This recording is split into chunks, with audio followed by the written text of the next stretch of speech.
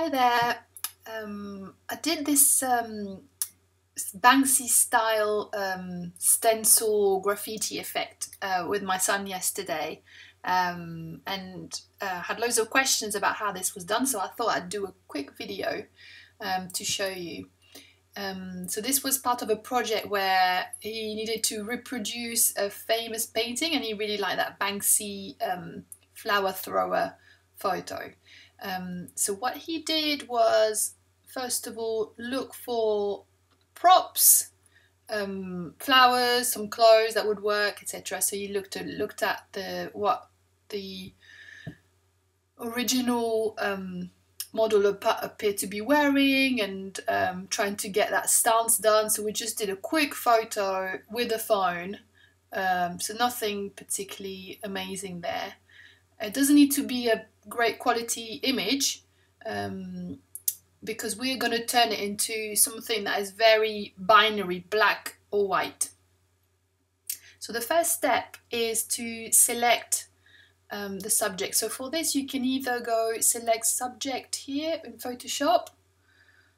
It can be a little bit fiddly, that stage, and it could be almost another tutorial actually. I'm not going to spend ages trying to get the the subject perfectly selected. Yeah, as I said, that could be the object of another tutorial, but I'm just going to maybe make sure we've got the flowers in there. There we go.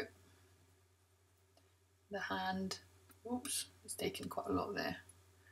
So I'm just going to remove this.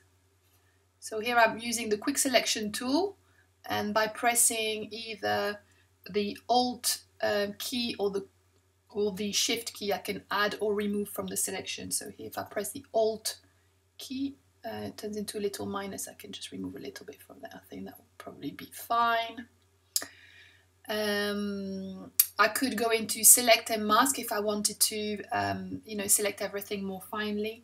But I don't want to spend too much time on this, because really what I want to show you is how you convert into something black or white. So I think I'll post a link to a tutorial how you can see how you select the subject. So here what is done for me, select and mask is created. I've taken the option to create a different layer. So now I've got a layer that only has, so it's got a layer mask to only show Louis in there. So you can see what's black is not being displayed, and what's in white on the layer mask is being displayed. So what I'm going to do now is use a different type of adjustment layer called threshold. So if I go to the bottom here, there we go, it's called threshold. So this adjustment layer, what it does is that it turns whatever's underneath, it turns it into, because I've got those colors selected here, I think, turns it into pure black or pure white. And I can select here where the threshold is. So if I make the threshold lighter and lighter, what it does is that almost every pixel in the image has fallen into the light category, and it's gone completely white. I can also push the threshold. You can see as I push it, I can start seeing now detail in the jacket, but the trousers, they're all too light, so they kind of end up falling into the white category. So now the whole jacket's black pretty much, but I start seeing details on his face and then the hand, and the trousers that are very light.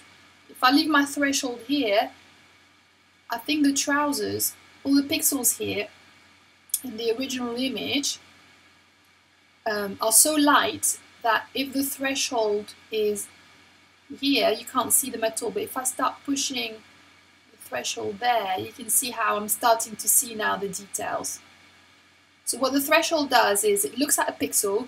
If it's lighter than whatever value I've got here, it turns it into white, and if it's darker, it turns it into black. So it very much divides my picture into just black or white pixels. So you can see here, if I only have one of those layers to adjust the whole image, I've really got to compromise. I can't, you know, either I've got the detail like I've got here in the face, but then the top's completely black and the trousers are completely white, or I make it lighter. I can see starting detail in the top, but I've completely bleached out the face. So the key here is to have several of those layers, one to adjust each part of the image individually. So let's say I want to adjust his top there. So I'm gonna kind of move it until I'm happy with the way it looks. So like maybe somewhere around here. Now at the moment, this adjustment I've done, it applies to the whole picture. You can see how it is white. The layer mask is white, it means it applies to the whole image.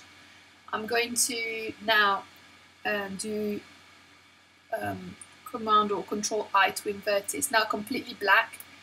And with my brush, if I paint in white on the layer mask, I'm going to reveal exactly where I want it to appear, the effect of that particular adjustment layer. If that makes sense. There we go. So if I wanted to only apply to the jacket, I can go like this. There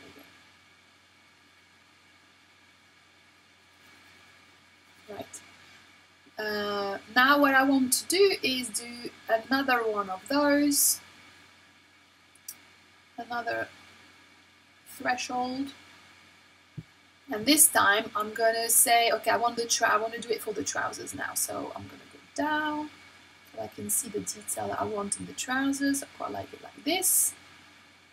And again, I'm going to invert and I'm going to paint on my layer mask where I would like the threshold to appear.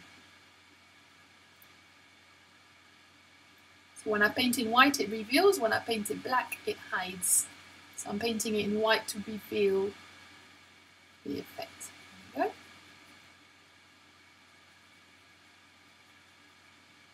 Okay. So now if I do the same, well, you got the idea now. Let's do the same for his face. So I've got another threshold. There we go. I think actually it looks quite cool there. For the face.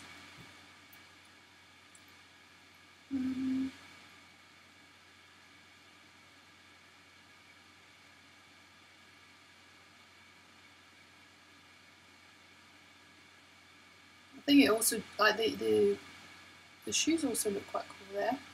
And it's made the hands a bit too light. So I'm just going to paint the face here. Right. I'm going to do one for the hands.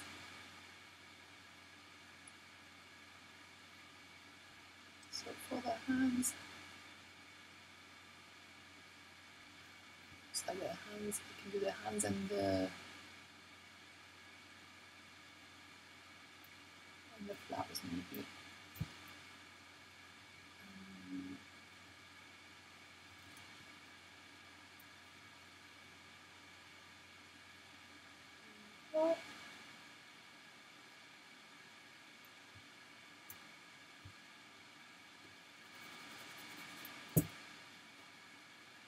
Oh no, the flowers I think they stay in colourful. What about the trousers? The shoes, I'll just do the shoes. And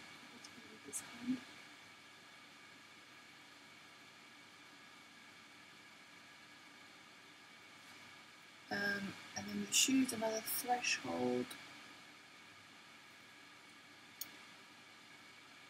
Okay, actually the shoes are looking quite cool like this. So I'm going to paint over the shoes. There we go, on white.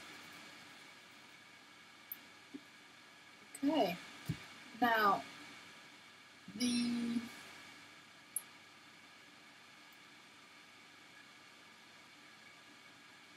flowers, I think for the flowers it's supposed to be colourful in the original Banksy painting. So you can see how I've kind of made them colourful here as well, but quite contrasty.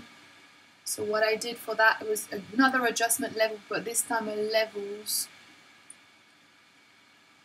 and I'm gonna make it super contrasty like this. There we go. That's just for the flowers.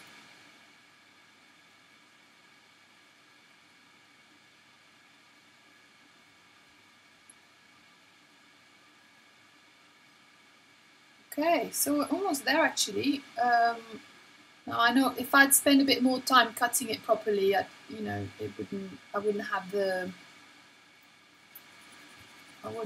garage in the background. It's a nuisance. But I think I can probably get rid of it. So what I would like to do now is take this. I'm going to copy merge. Select all. And then I've taken a photo of like a concrete background that I've got. And if I paste it on here, there we go. And what I did was I changed, to make it look like a stencil, I changed the layer blend mode to multiply. There we go. Instead of just a normal layer. So you just need a bit of tidying, deleting some, kind of a bit more time fine-tuning the edges, but you get the idea. So basically using the threshold adjustment layers and just having a different, adjusting each area of brightness separately. That's the secret.